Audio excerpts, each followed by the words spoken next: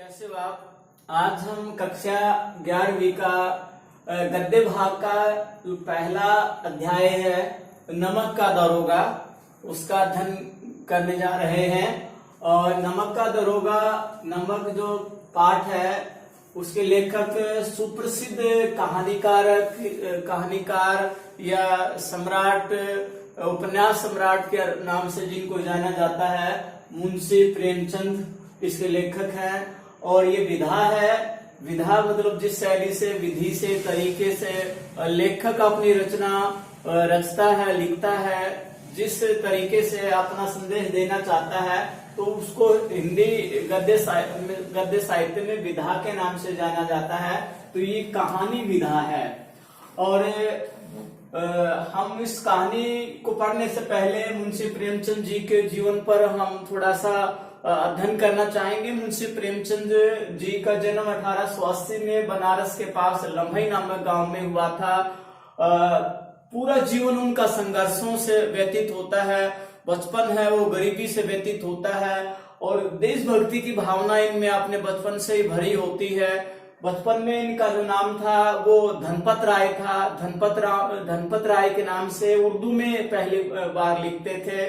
मुख्य रूप से इनकी जो कहानियां हैं वो मानसरोवर के अलग अलग खंडों में 200 से अधिक कहानियां इन्होंने लिखी हैं, जिसमें नमक है, नमक का दरोगा इनकी प्रसिद्ध कहानी है, 2.5 सेर गेहूं है, इस प्रकार की इनकी ईदगाह है। और इस प्रकार की जो कहानी है, कफन है, इनकी प्रसिद्ध कहानियां हैं जो कि यथार्थ का चित्रण करती हैं। ठीक उसी प्रकार से इनका अनेक उपन्यास रहे हैं। अलग अलग उपन्यास, निर्बला, गोदान, करम भूमि, रंग भूमि, प्रेमासर, इस प्रकार के इनके सुप्रसिद्ध उपन्यासों की कड़ी में निर्बला, गोदान है, करम भूमि, रंग भूमि, सेवा सदन और गोदान इनका सुप्रसिद्ध उपन्यास रहा है। लगातार सेवा की है, गांधीवाद से भी प्रभावित रहे। 1920 के सहयोग आंदोलन में भी इन्होंने भाग लिया।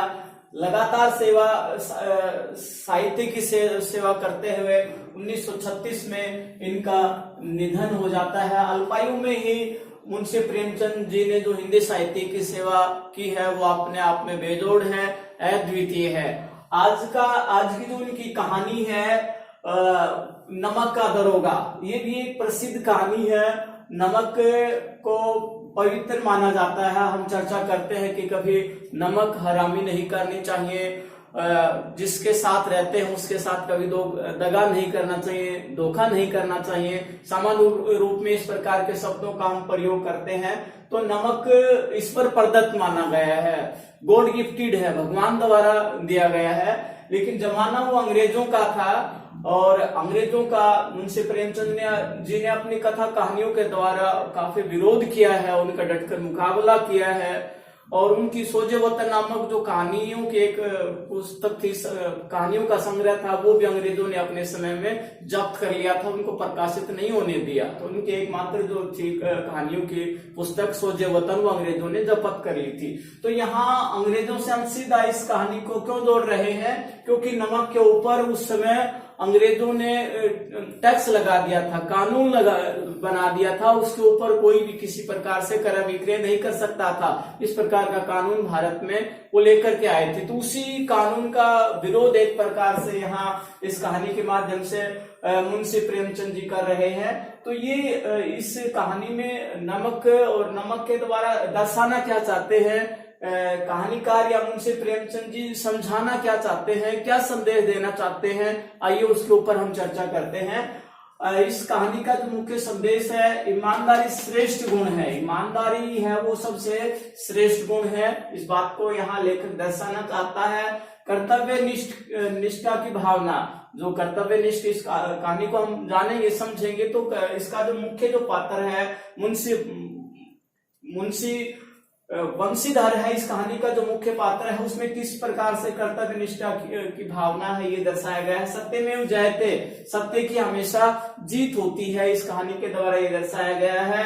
धन बल पर धर्म बल की जीत, जो इस कहानी का एक प्रकार से खलनायक है, जो भ्रष्टाचार का जनक है एक प्रकार से, पंडित अलोपीदीन जो कि धन के द्वारा वंशीधर को खरीदना चाहता है, तो उसमें दर्शाया गया है कि धन बल पर धर्म बल की जीत होती है। तो ये इस कहानी का मुख्य संदेश है। इसमें देना लेखक इन्हीं तथ्यों को अपने पात्रों के द्वारा आगे बढ़ाना चाहता है। तो आइए हम बारी बारी से इस कहानी का जो सारांश है उसके ऊपर हम चर्चा करते हैं।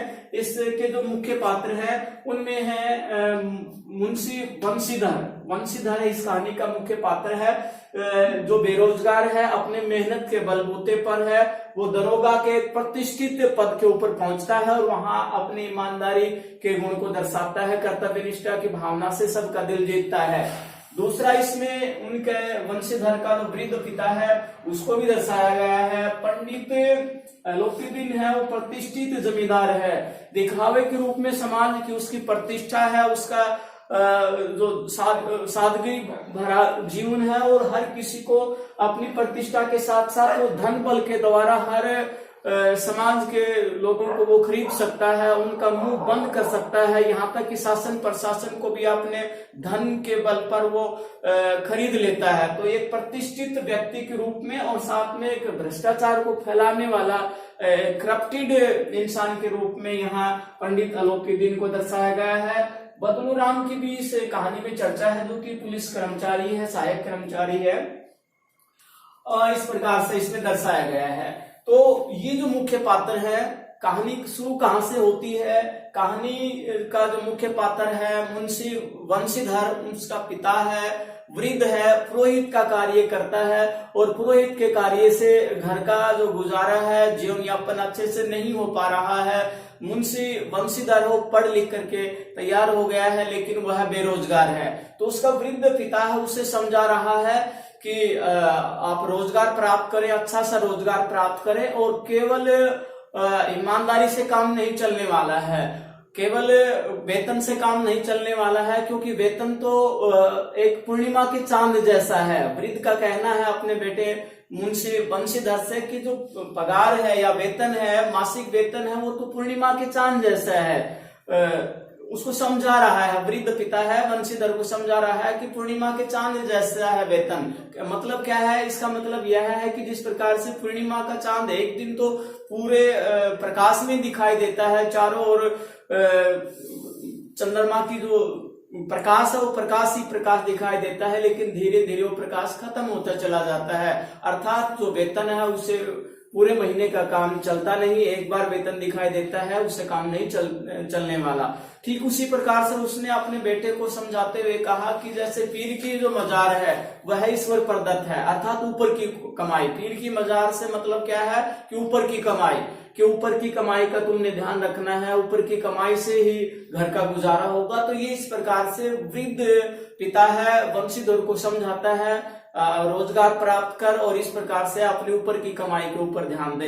या हम यूं कहें कि अप्रत्यक्ष रूप से वृद्ध है अपनी जो घर की आजीविका चलाने के लिए अपने पुत्र को भ्रष्टाचार करने के लिए एक प्रकार से संकेत दे रहा है। कहानी आगे बढ़ती है। कहानी का जो मुख्य पात्र है मुंशी वंशीधर है, वह अपनी योग्यता के बल पर दरोगा के पद पर प्रतिष्ठित हो जाता है और उनको जो विभाग मिलता है पुलिस में, नमक का दरोगा के रूप में उनको रख दिया जाता है।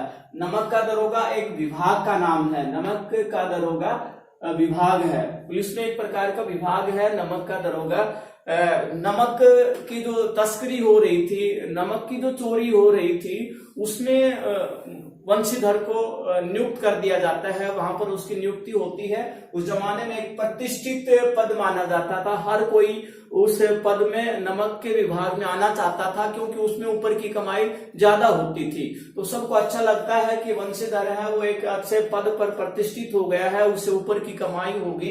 तो इस प्रकार से वह अपना नमक का दरोगा अर्थात दरोगा थानेदार के एक प्रतिष्ठित पद के ऊपर विराजमान हो जाता है और अपने कार्य को निष्ठा से करता है। एक दिन क्या होता है कि मुंशी वंशीधर है अपने कार्यालय में होते हैं और बाहर जमुना के किनारे के आसपास से, नदी के आसपास का जो पुल है उसमें उसको कुछ मल्लाहों की, नाविकों की आवाज सुनाई देती है, कुछ गाड़ियों का आना जाना सा सुनता है और उसके एकदम नींद खुलती है। वंशीधर बाहर आते हैं और बाहर आकर के देखते हैं कि गाड़ियों का एक काफिला है और उस काफिले में काफी लोगों की बोलने की आवाज सुनाई दे रही है। तो तुरंत ही मुंशी वंशीधर हैं, अपनी वर्दी है वो लगाते हैं, तुरंत उनसे वहां पर पूछते हैं, पूछताछ करते हैं और पूछताछ से पता चलता है कि जो गाड़ियां हैं उन गाड़ियों में नमक के ढेले भरे हुए हैं, नमक से उनको भरा हुआ है, जबकि नमक का क्रय विक्रय करना किसी प्रकार से मनाही है, एकदम उसको बैन कर दिया गया है, अवरोध कर दिया गया है। और उनसे बार बार पूछने पर पता चलता है कि वह जो नमक है, नमक की जो तस्करी की जा रही थी, वह वहां के जो प्रतिष्ठित जमींदार थे अलोपीदीन द्वारा, पंडित अलोपीदीन के द्वारा ये सब हो रहा था। मुंशी वंशीधर है धमकाता है उनको और उतने में ही पंडित अलोपीदीन वहां आता है। अलोपीदीन के बारे में बताना चाहूंगा कि एक प्रतिष्ठित जमींदार है, पूरे उस नगर में, पूरे शहर में, पूरे क्षेत्र में पंडित अलोपीदीन की तूती बोलती थी, अर्थात हर कोई उसके प्रभाव से प्रभावित था, हर किसी को वह अपने धन बल के ऊपर खरीद लेता था। इससे पहले भी जितने भी दरोगा आए हैं उनको पैसे की घूस दे करके उनको बोलने नहीं दिया जाता था और इस प्रकार से उसका एक ऐश्वर्यपूर्ण जीवन था। जब दरोगा को सामने देख करके पंडित जी हैं उसे अनुनय विनय करते हैं और पंडित वंशीधर है, पंडित अलोपीदीन को मुंशी वंशीधर है वो समझाते हैं कि ये प्रकार से शासन प्रशासन का मनाही करने के बावजूद भी आप ये कर रहे हैं तो ये गलत है।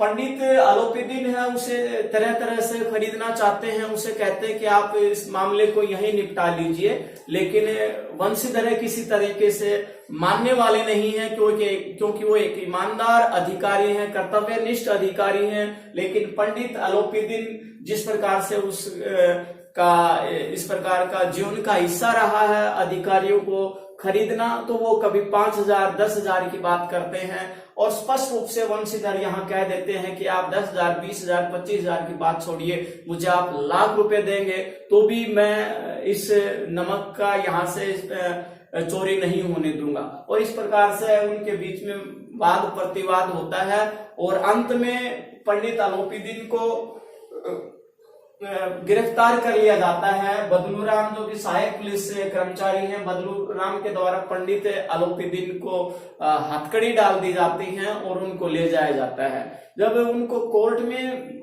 पेश किया जाता है, न्यायालय में प्रस्तुत किया जाता है, तो सभी लोग उसको इस प्रकार से देख रहे थे क्योंकि पंडित अलोपीदीन एक प्रतिष्ठित जमींदार थे, उनको किसी को इस प्रकार की भनक भी नहीं थी किसी भी शहरवासी को कि पंडित अलोपीदीन को भी को हथकड़ी लगा करके और गिरफ्तार करके ले जाया जाएगा। तो सबके लिए अचरज का, हैरानी का विषय था कि एक साधारण से दरोगा ने इतने बड़े पंडित अलोपीदीन को हथकड़ी लगा करके न्यायालय में पेश किया, तो सबके लिए हैरानी का विषय था।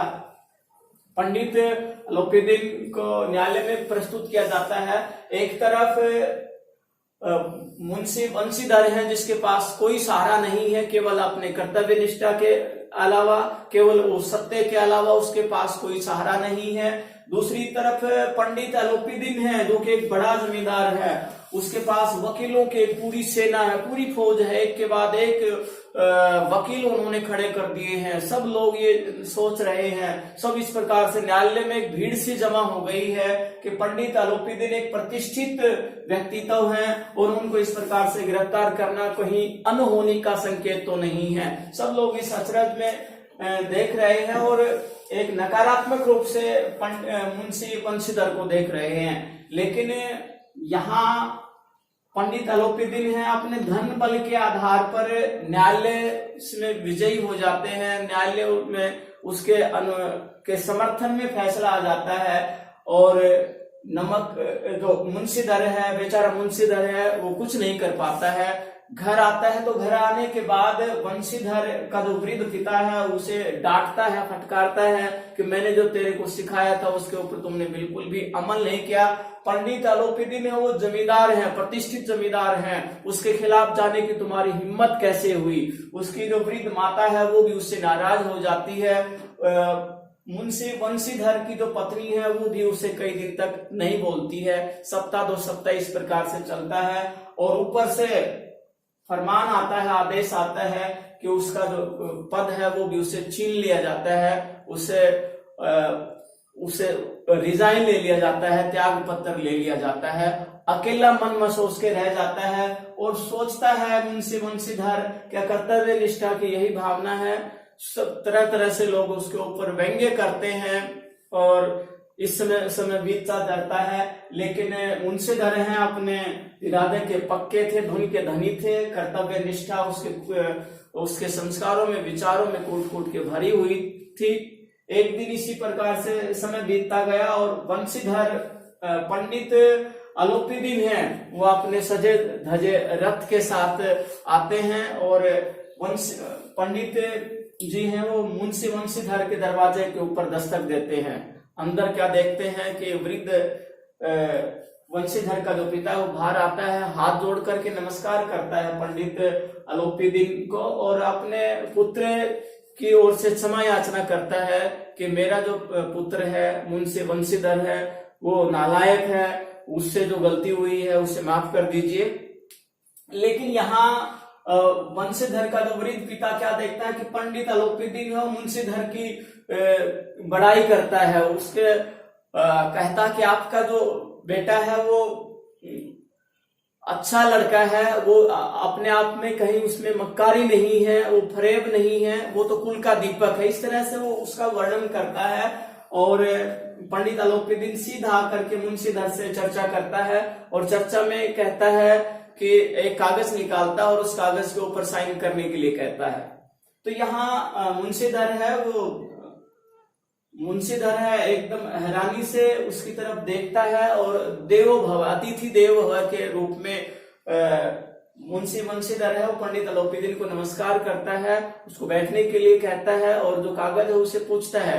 तो उसमें कहता है पंडित अलोपीदीन के वो समय था उसमें आप मुझे जबरदस्ती जेल में लेकर गए थे, लेकिन आज मैं आपके स्वभाव के कारण, मैं आपकी ईमानदारी के कारण आपके पास आया हूँ, आपके कर्तव्य से मैं प्रभावित हूँ और मैं आपको कुछ सेवा का कार्य देना चाहता हूँ, आप इसके ऊपर साइन कर दीजिए, अपने हस्ताक्षर कर दीजिए। तो इस प्रकार से मुंशी बंशीधर है वो हक्का बक्का रह जाता है, हैरान रह जाता है कि मैंने उनको जेल में डाला, उनकी प्रतिष्ठा पर प्रश्न चिन्ह लगा, आज वो इस प्रकार से क्या कहना चाहते हैं। तो इसमें दोबारा से पंडित अलोपीदीन उनको कहता है कि मैं आप जैसे ईमानदार जो अधिकारी है उसको अपने राज्य में रखना चाहता हूं और मैं अपने पूरे जो मेरा जो धन ऐश्वर्य है, मेरा राजकाज है, उसका मैं एक मैनेजर के रूप में, एक प्रबंधक के रूप में, एक स्थायी प्रबंधक के रूप में आपको रखना चाहता हूं, आप कृपा करके इस पर साइन कर दीजिए। और जैसे तैसे करके पंडित अलोपीदीन द्वारा जो पेशकश की गई है मुंशीधर उसके ऊपर हस्ताक्षर कर देते हैं और उस स्थायी जो उनका जो रोजगार है, नौकरी है, उसको प्राप्त कर लेते हैं। कहने का मतलब क्या है, इसमें अंत में लेखक क्या दर्शाना चाहते हैं कि सत्य की जीत होती है। धन बल के द्वारा पंडित अलोपीदीन ने अनेकों शासन प्रशासन के अधिकारियों को, कर्मचारियों को खरीदा, लेकिन पंडित द्वारा मुंशी बंशीधर को नहीं खरीदा जाता है और उसके इसी से वो कायल होते हैं, प्रभावित होते हैं। न्यायालय को तो वो खरीद लेते हैं पैसे के द्वारा, लेकिन उसके इस कर्तव्य निष्ठा से, ईमानदारी के श्रेष्ठ गुण के कारण वह खींचे चले आते हैं और अपने राज्य में अपने उनको एक मैनेजर के रूप में, स्थायी अधिकारी के रूप में नियुक्ति देते हैं। और इस प्रकार से हम देखते हैं कि धन बल पर धर्म बल की जीत होती है, सत्य की जीत होती है। ये कहानी है, इसमें यही संदेश देना चाहती है कि हमें अपने पद के ऊपर, चाहे हम किसी भी पद पर हों, ईमानदारी से कार्य करना चाहिए। समय एक दिन आता है कि ईमानदारी की जीत होती है, सत्य के आधार पर लोग उसके साथ आते हैं, उससे प्रभावित होते हैं। यही कहानीकार मुंशी प्रेमचंद इस कहानी के द्वारा हम सबको संदेश देना चाहते हैं। आप प्रिय विद्यार्थियों, ये कहानी आपको अच्छे से समझ में आई होगी, इस कहानी का जो संदेश है वो भी आपको समझ में आया होगा। जय हिंद, जय भारत।